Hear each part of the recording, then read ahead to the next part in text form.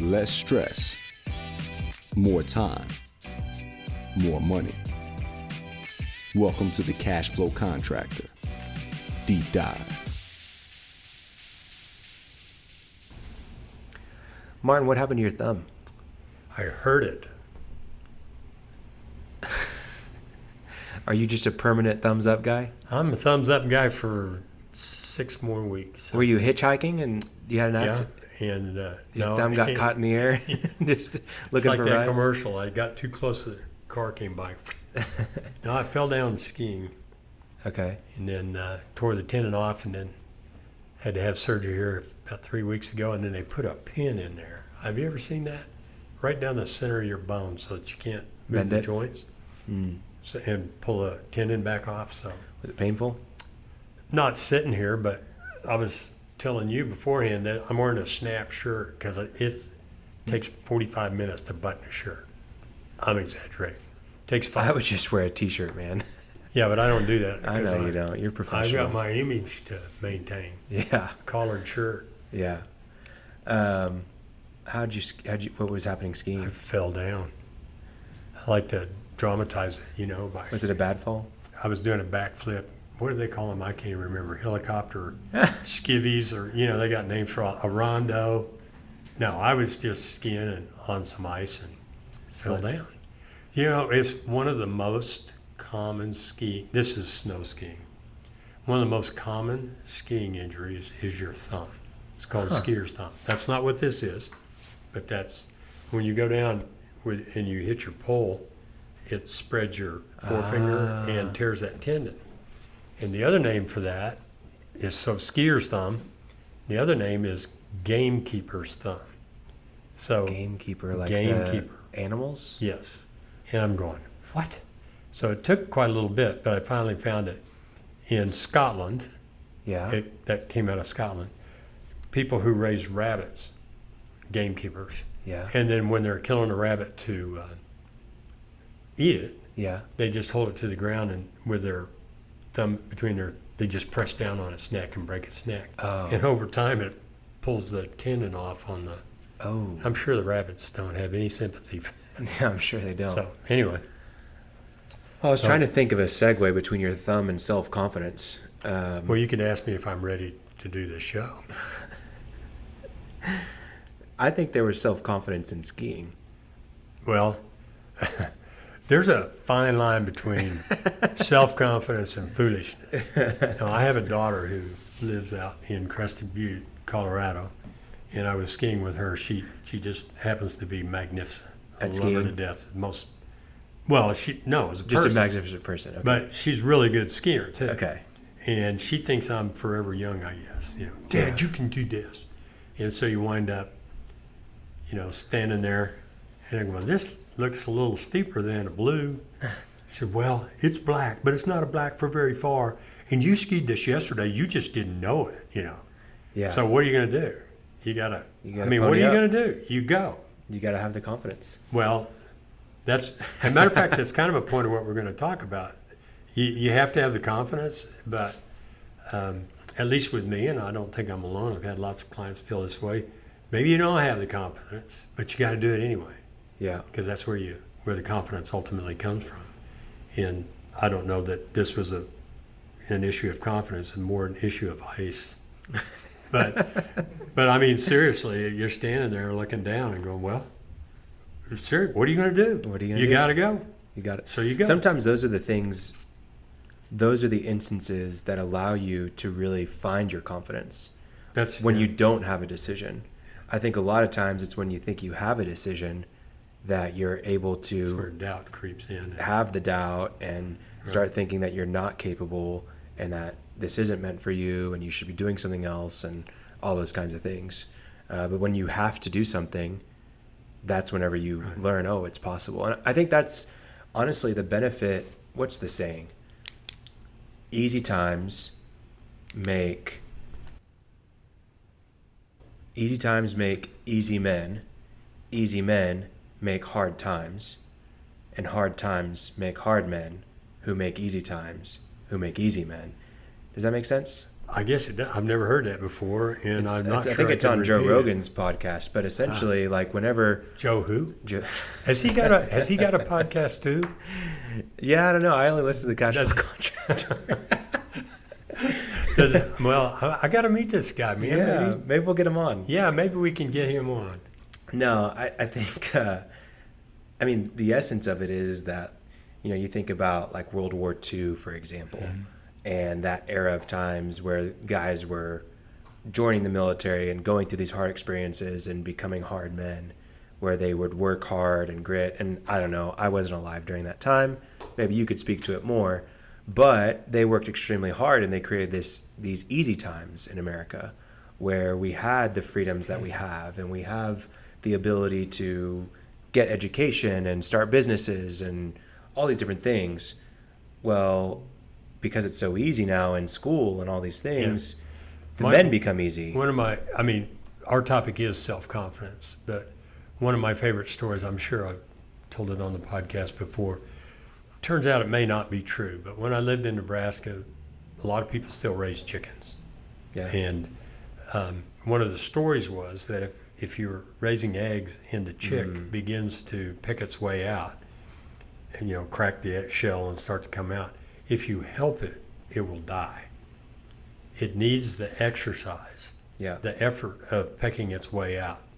I don't know physiologically what it does, but it makes good sense. Absolutely. I hope that's true because it's true in a lot of other things. You need the effort. And I think it's so important that you find an important aspect of self-confidence, in my opinion, is what I would call cross-domain learning, where sure, maybe you want to be a confident bidder, for example, in your business. You want to bid jobs with more confidence at a higher margin, those kinds of things. Well, if you're not confident in your personal life, you're not confident in yourself just in general, you're less likely to be confident in the way that you bid. And so if bidding is a domain, you need to find other domains where you are confident and exercise that confidence to be able to carry that confidence into the domain of bidding. That means maybe it's working out, that you need to challenge yourself in your workout and exert confidence in your workout so that when you show up into the meeting, you feel good about yourself and you do feel confident to be able to present or whatever it is that you're doing. In your marriage, in your relationships, in your hobbies, all these different things that are going on, and how you learn and read books and just the way that you challenge yourself, confidence is almost a skill, I believe, and you have to exercise it. It's a muscle that you've got to build up over time, and it will carry across domains. I think there's a lot of truth to that, and kind of maybe even getting just a little bit ahead and talking out. One thing in preparation for this, thing about what do we want to talk about, dealing with a lot of businesses and business owners, and some of them big guys, right? Yeah. 6'2", 250, tough guys and all this kind of stuff. They look the part. And after I get to know them, I start to find out things. And one thing that's really prevalent. Yeah. Prevalence probably sounds like medicine.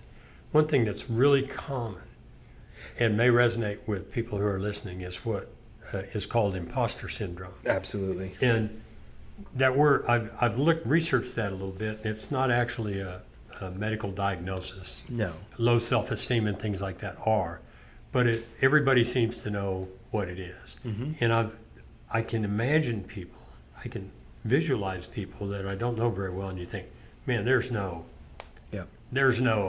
imposter syndrome going there. But imposter syndrome is a manifestation of low self-confidence. What it is a feeling that you're a fraud. Yep. That everything you've got just happened because of luck. And you're going to get found out. Right, and you're going to be found out. Maya Angelou, I was just reading an article. She's a poet, the national poet there a few years ago, laureate. And she had said that every time I get an award, I think they're going to find me out. Yep. That's her first, that I'm a fraud, that I'm just lucky. So that's one manifestation of low self-esteem is that imposter syndrome. And then, or of lack of self-confidence. The question then becomes, how does that affect you? Well, what about the question of how does it come about? Well, that's even a better question. And it goes back to a running theme that we've had through a lot of our talks here, and that is your beliefs. And Absolutely. your values and your beliefs. And I just have a story to show how your beliefs that cause low self-esteem, it's a vicious cycle. Low self-esteem begets more self-esteem.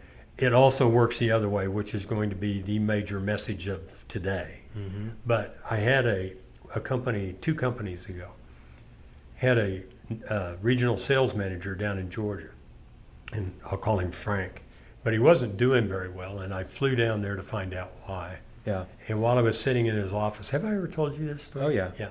While I was sitting in his office, he got a phone call, and we sold things to municipalities, jobs and products to municipalities, cities.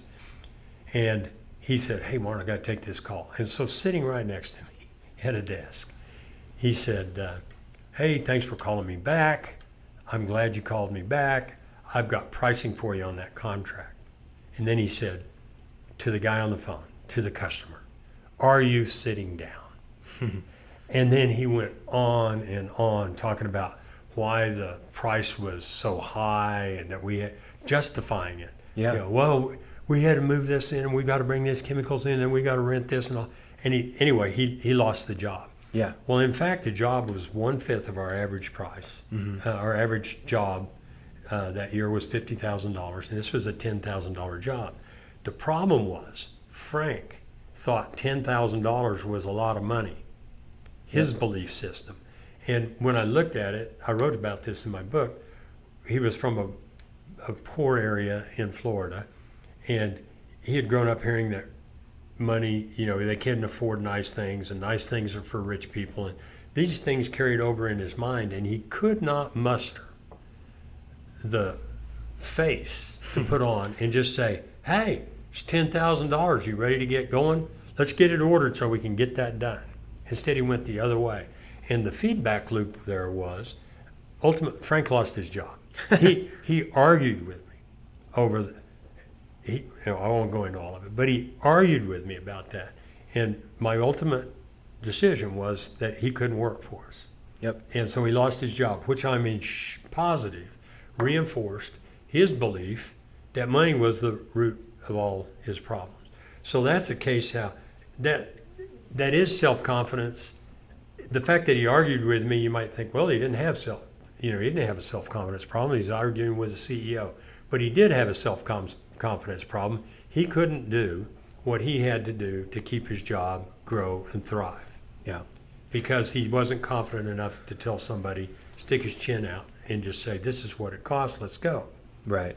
And I think if he has that belief problem, we've talked about this before, Mm-hmm. but I think we talked about how to change your reality. Mm-hmm. We talk about where your beliefs come from, Mm-hmm. the evidence that you've gathered thus far. So he grew up thinking $10,000 is a lot of money because of how he was raised and living paycheck to paycheck, And his or parents and- his parents, or at school, or the community he grew up in, whatever it was, right? But that's what he believed because that's the evidence he gained.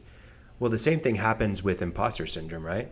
I think so, yeah. Yeah, I mean, when you sit there and you think that you're going to get found out, there's evidence that you've gathered up to the point that makes you believe that you are not worthy of the position that you're in, of the opportunity that's in front of you, to make you feel like you're an imposter.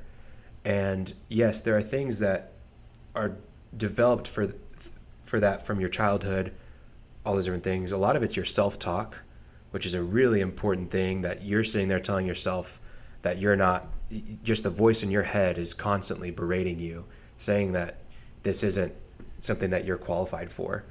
But I think we have to understand as business owners that we play a role in our employees' evidence that they gather that leads to their self-confidence.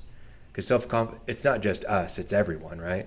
And if we want to build a team that's going to have really happy employees, but motivated employees who are confident in making decisions and leading our businesses for us in many ways, we have to help them with the evidence aspect. That's something that we can completely control. And I mentioned this in Small Signals, one of the shorts that we do, or that we have had on here. But take a moment every day and tell someone they're doing a good job, and letting them know the little wins that they're having and the successes, and that they're qualified and that they're showing great skill, and acknowledge all of those things. And at the same time, when they do make a mistake, when they do mess up or have a failure, take the time to teach them and then reinforce it with positivity, because the last thing that you want is a team full of imposter syndromes, Right. because it's only going to lead you downhill. And you're exactly right on all of that. In my mind, also, though, is how about the boss? No, and that's who's going to reinforce you if you're the boss? And just there are other sources, but basically, it's that decide, accept, decide, and act. It's up to you. You got to decide that you want to do it, and then you got to act. And that is where, if you don't have anybody to encourage you, you got to do it yourself, right? Yes, you can find a coach like yourself, right? That's really valuable. Actually, I just missed the opportunity to sell myself. You did. You need to call me. It's because of I'll the help imposter syndrome that you have going on. Hey. No, it's true. I don't think I walk around suffering from it every day. But there's moments. Oh my God. Yeah. And I mean, 47 years in business, there were so many times that I thought, these guys, what am I doing in the room with these guys? These guys are big. I got to tell you a story. One time when I was buying and selling corn in Nebraska, there was a guy from New York City came out. He had a Harvard MBA, and he worked for Louis Dreyfus Corporation, which I don't even know if they're still around. Big international French-based firm. And they took us out to dinner because we sold corn. I'm sitting out in rural Nebraska, and this guy's from New York. And I'm just kind of, whoa, man, Harvard MBA, New York. And I said, man, how long have you been doing this? And he goes, about 6 months. And I looked at him, I've been doing it for like 10 years. I'm looking at him, 6 months? What the hell? I tell you, this guy, this Harvard MBA, did not have a confidence problem, at least not evident. Yeah, absolutely. Well, so your own constructs there. I'm thinking Harvard MBA from New York, woohoo. Yeah. It turns out what? Well, that's the evidence that you'd gathered that Harvard was prestigious and that they were the best and elite and all that kind of stuff. But going back, a business coach is helpful, but a couple other things. One, if you instill a culture of encouragement inside of your business, you can absolutely receive feedback from your team. And two, find networks, find associations that you can join where you're with peers that are in the exact same situations as you, and you'll realize really quickly that no one has it figured out, that everyone's an quote-unquote imposter, and that they're just doing the best they can. And there's no reason why you can't be confident like that. But also create some small habits in your life in the areas that you're not confident in. Like if you're not confident in bidding, for example, well, set a goal for yourself of, okay, every week I'm going to get one bid out that is just the ideal way that I'm going to do it, and I'm expecting to lose that job, and that's okay, but I'm going to do it.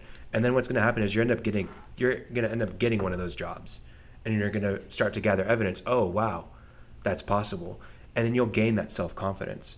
But it's more about who you surround yourself with. If you're not finding the evidence to back up what you want to believe and who you're trying to be and what you know is possible, go surround yourself with evidence that you can gather. And so that happens in the form of relationships, networks, associations, habits, all the different things. Everything you're absolutely right.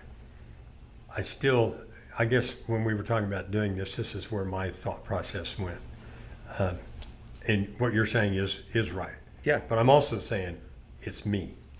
Yeah. It's me. And I think there's some facts out there. You do what you believe. You become what you think. Yep. But the obverse, Brian Tracy talks about it in his book, The Power of Self-Confidence. Also, the opposite is true. You can begin to believe what you do. Yeah. And so that's the old fake it till you make it, which I don't like it. That's a little scammy. Yeah. But what Brian Tracy says is act as if. If you begin to act as if, this is who I am, this is what I want to accomplish, you will begin to believe it. Yeah. And it's Absolutely. a way of unwrapping the onion, as we've talked before about your beliefs are based on the evidence that you've gathered so far. Something happens and you just accept it. And then something similar happens and you go, oh yeah, that makes two. And then pretty soon you've got this whole onion around this kernel of a belief that I'm no good, or that's only for rich people like my guy in Georgia, or whatever that belief is. I'm not fast. Your teacher told you, and I think we talked about this before, but your teacher told you, well, you're no good at math.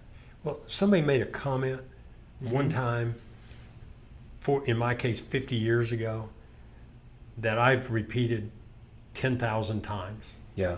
And the teacher probably didn't even having a bad day, or just mad at me because I was throwing spitballs, or if people even know what that is anymore. That used to be our entertainment, shooting spitballs in class. Anyway, oh, is that true? And that's where you get with your peers. That's what you said. When you gather around other people, well, I'm not the only guy thinking this. And, and what did you do? And I still take it, it's my natural tendency. I still take it on me. Yep. It's me.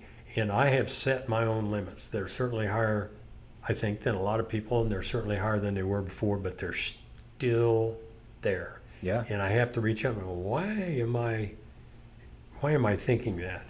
Why am I allowing that to be the limit? Yeah. What's the story about the position posted in the newspaper for the salesperson on a Tuesday, and then the next Tuesday they did the same exact ad? Oh yeah. No, it was in Brisbane, Australia. Coach I know down there put an ad for a salesman in the Brisbane, Australia Times, whatever newspaper. Sure. In the one ads, so this has been a number of years ago, and it was for a sales position, averaged a $50,000 salary. Waited 5 days, put it in the same paper on the same day of the week, so I guess 7 days they waited, in the same position in the paper, and identical, I'm glad you brought this up, I forgot about it, an identical ad. I mean, it was the same wording. The only thing different in the entire ad was he put a 1 in front of the 50. So instead of $50,000 salary, it said $150. What happened to the number of responses? Well, in the first one, he probably had hundreds. Yeah, I've kind of forgotten. Maybe it was something like 300 responses to the first ad. to the first one, to the $50,000. And then to the second ad, he had a couple. 2, Yeah. 3, don't remember exactly. So how can you explain that by any other means than self-deselection? People look, I'm worth $50,000, but I've used that a lot in group talks. And sometimes there's a guy, I ask him, I said, would you, and I've asked the listeners here, would you apply for that $150,000 salesman job? I mean, being honest with yourself, would you? There's usually some guy in the room going, hell yeah, why not? Yeah. Which I love that. Yeah, whoa, okay. Yeah. What are they going to do? Kill me? Sure. But a lot of people Won't do it. Well, I mean, asking people, they will admit to themselves, no, I'd probably be thinking that's for some high-powered corporate salesman who went to Harvard, Yeah. and came out and has all this experience. So that's not for me. Well, it's so interesting because that same Glad you person that remembered that. went to Harvard goes through college expecting a certain salary when he walks out. Right. And then the same person that Or she. he or she that graduates from high school and goes to work expects a certain salary coming Right. out. And it's just about the evidence that they've gathered around there. It's And so it's interesting. in this day and time, not being political here, but all kinds of blame going around and all kinds of reasons to be a victim for things. This is the most valid issue, I think, that's out there in disparity of, and self-confidence is, yes, it's self-confidence, but the cause of self-confidence is from a lack of mentorship. Mm-hmm. In other words, I had a great dad and mom, dynamic people, really smart. My dad didn't even have a college degree, but he had 21 patents and started 4 companies and millions of dollars and yada, yada, yada. But great confidence, great presence. And I grew up around that. Yeah, I just absorbed it the same way you speak Arabic and French, just because you grew up around it. exactly. And that's missing in a lot of people. And that is why I tend to disagree with a lot of the excuses that people have for not thriving in this world. That's one that we need to address, that mentorship. And I'm saying that on the air, that I'm available for that. Martin Holland is. If you're willing to do the work, I'm willing to do the work to replace maybe what was missing there. Yeah. But back to the self-confidence, it's happened here today, actually. My client, I'm not going to use his name, so if you heard, but there's another way of talking about self-confidence is to speak about an abundance and a scarcity mindset. Sure. Okay, that maybe doesn't, well, it is. It's personal self-confidence.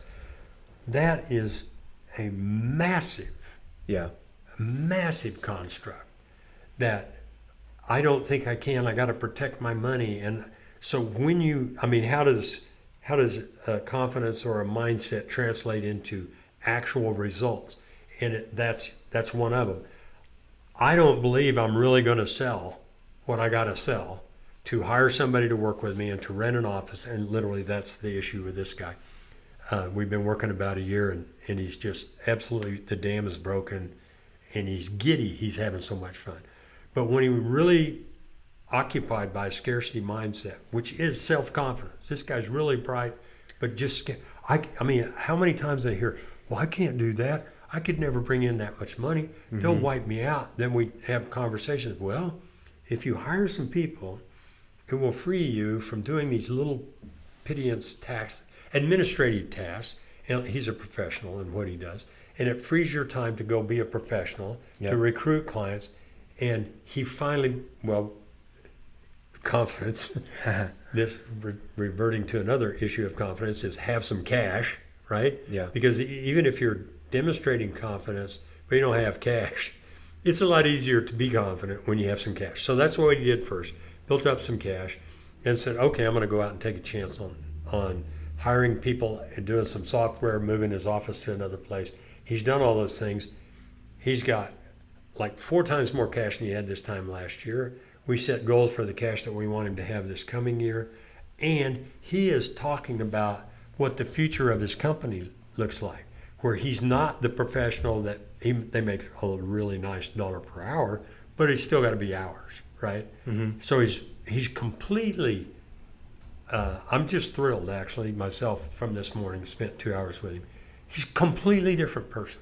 That's completely so cool. different. And it goes well beyond work too. It's into his personal life and being cynical about things and all. And he's not. I came prepared this morning to address his attitude, and I just put that completely away because his attitude is fantastic. Absolutely. And it goes from scarcity to abundance mindset. What's that quote?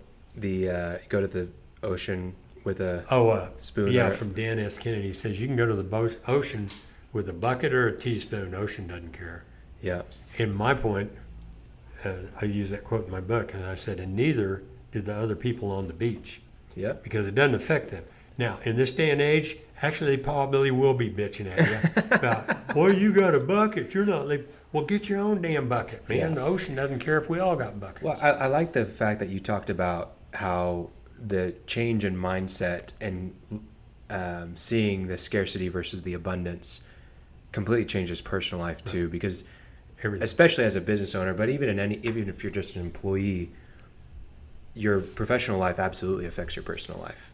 They're the same. It's all identical. Intertwined. It's not 2 different dimensions of life. It's the same dimension.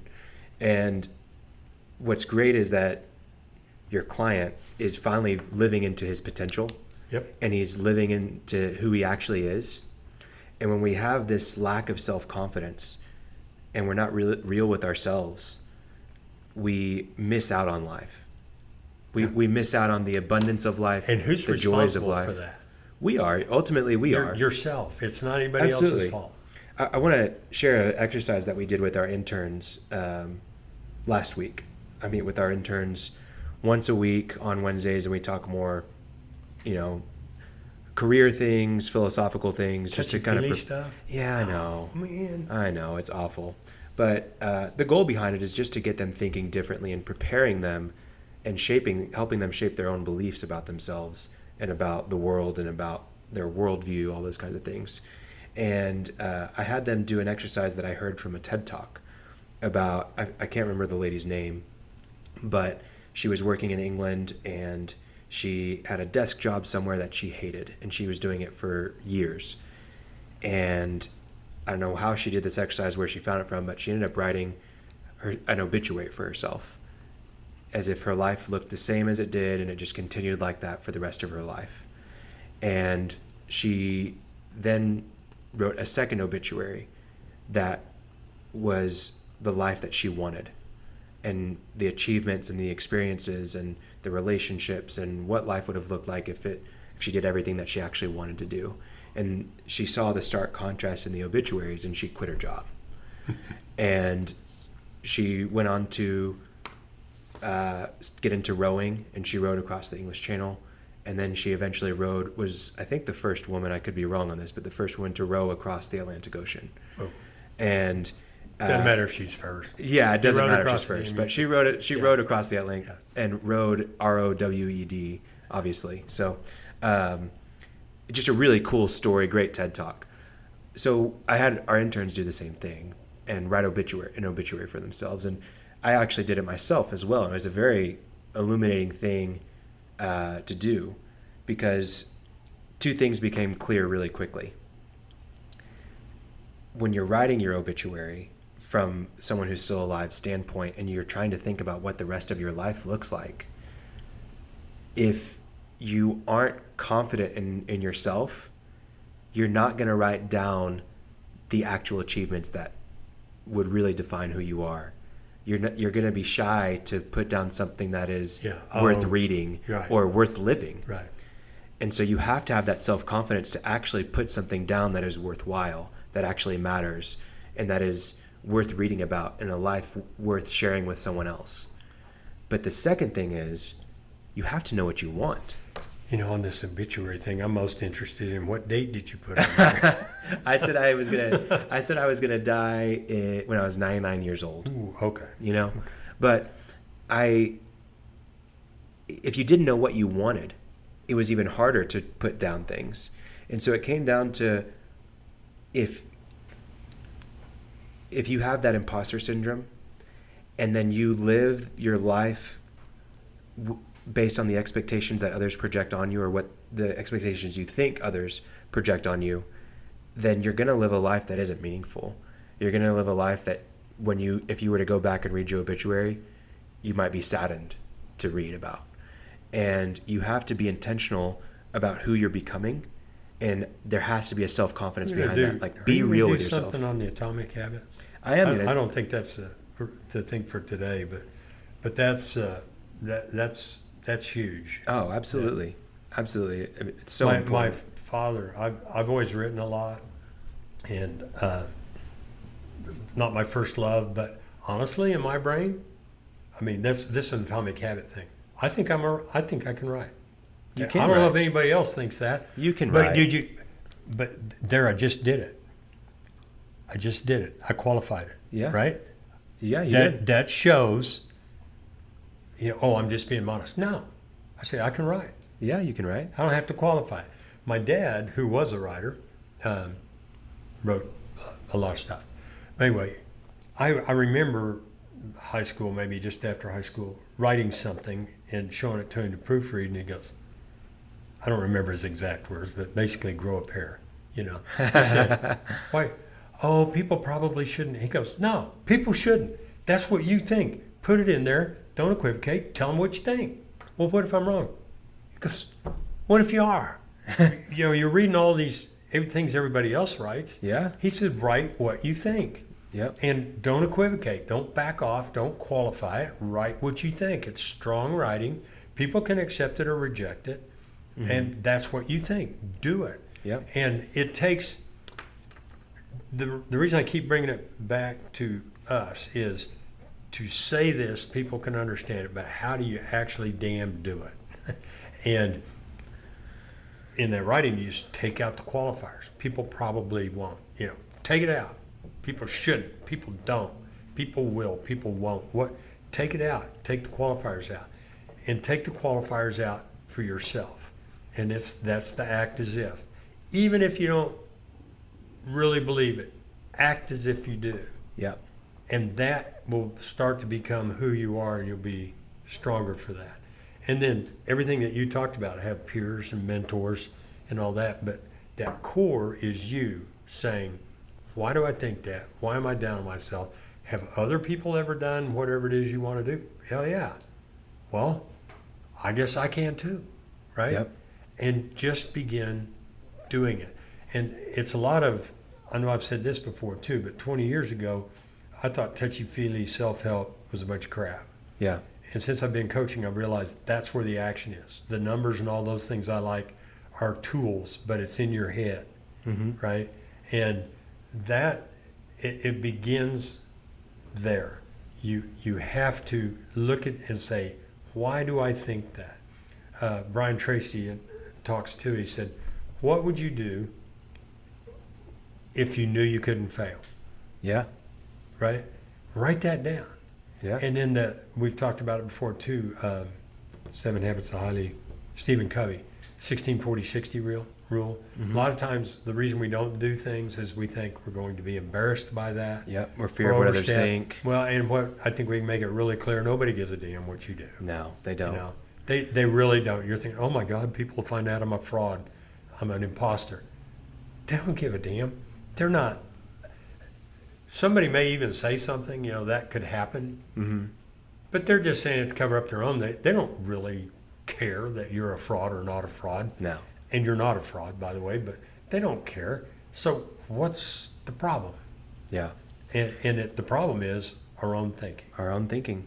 I think with that line of thought, we're fearful that we're going to fail. But the reality is, if we don't try, we fail. That's the failure. That's the failure. Yeah, 100. You miss 100% of the shots you don't take. Yeah, Wayne Gretzky, right? Yeah. What does Michael Scott say? You miss 67% of the shots you don't take. I don't know. It doesn't make sense. Yeah, at least 67%. Yeah, at least. No, I think that this fear of failure, the fear of what other people think about you, is a lot of the barriers, I guess, to actually going and doing what you want to do. There's people that are listening right now that have the dream, that have an ambition to do something. Maybe it's work related, life related, hobby related, whatever, but they're just fearful to do something about it.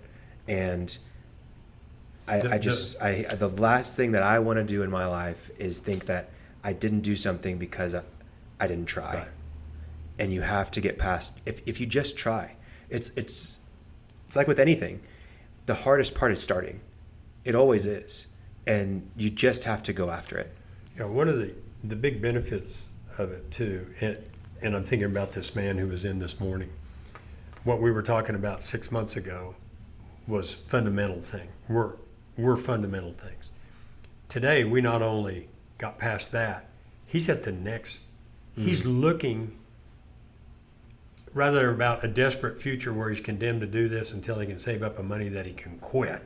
He was doing something completely different. He was saying, if I brought in these young professionals, they could do all the work and I could be the mentor and the boss and make money off the work. In other words, building a highly profitable business that could work without him. Complete. So whatever your limits are now, if you begin, expect that they will, they'll transform. Yeah. And the lid will come off, and when you look at yourself from 3 years ago, that's a good time span. I asked a lot of people, I said, what are you selling today? $3 million, $5 million. Yeah. What did you think would have been remarkable sales the year you started? Oh. Yeah. I think Chris Pettigrew talks about it. Oh, if I could bag 100,000. Yeah. Now you're doing, I'm not saying Chris, but now you're doing $6 or $7 million. Yeah. And you're going, man, what do I got to do to get to 20? Wouldn't it be great if I'm at 20? Yep.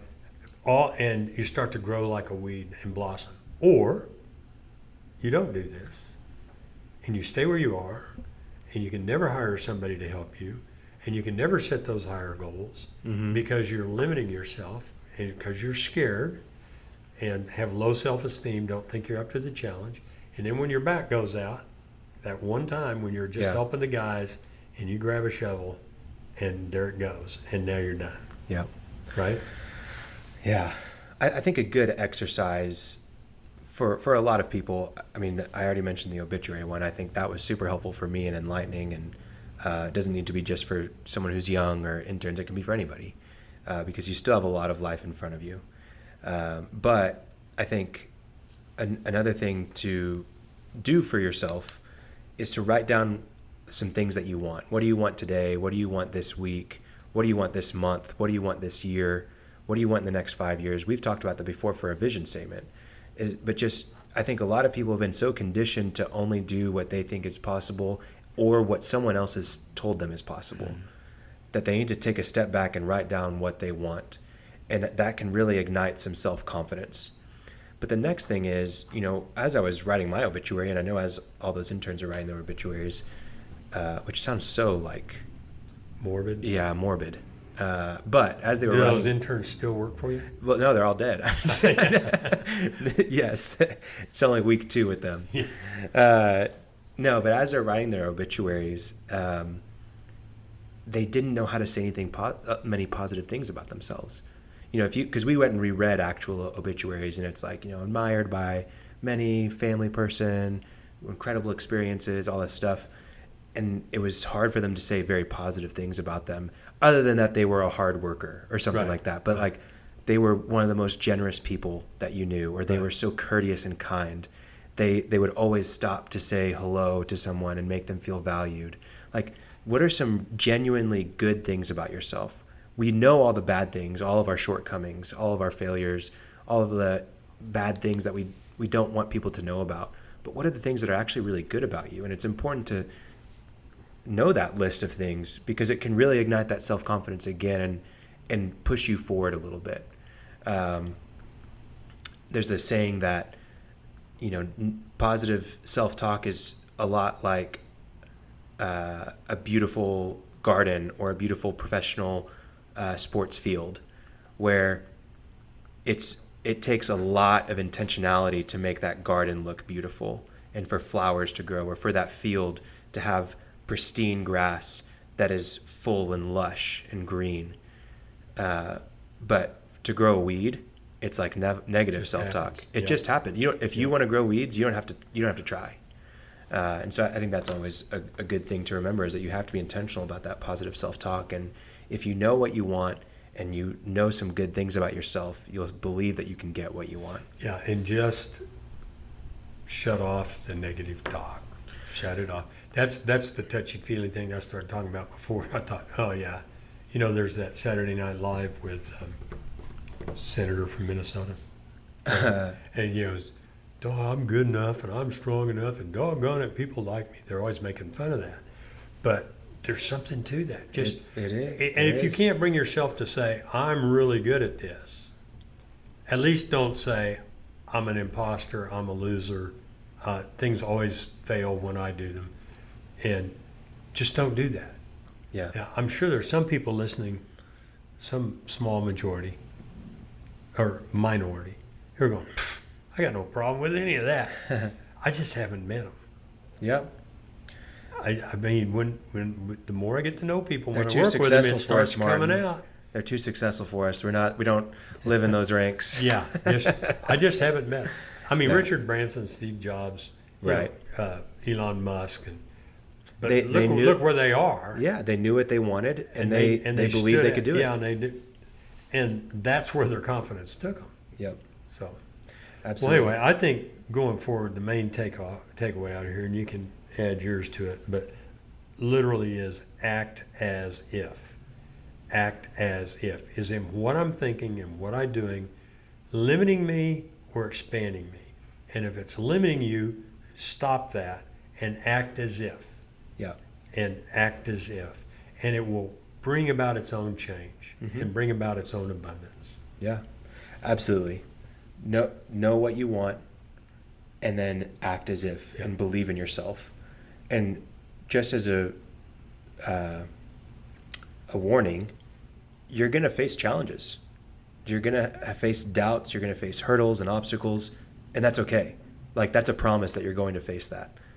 Just keep going. Don't stop. Don't give up on it, because if you do give up on it, then you're going to regret it, and you're going to reinforce the negative, and you're going to reinforce the doubt. And you're going to look back at your obituary, and you're going to think, man, I wonder why I gave up. You're going to always wish that you would have just kept going, because you want to live a life that matters and a life that's worth living. And if you're not being true to who you are and who you really want to be, you're only going to live with regret.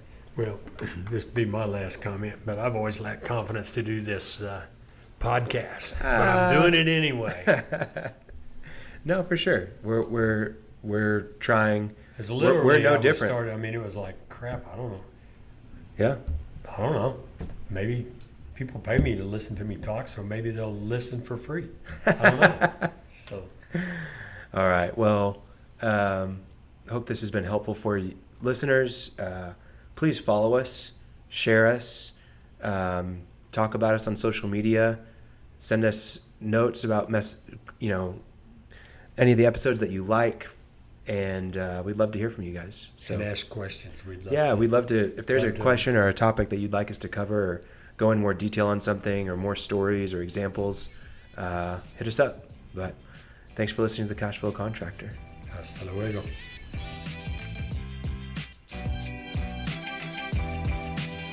Thanks for listening to The Cash Flow Contractor. Check out our website in the show notes or visit thecashflowcontractor.com.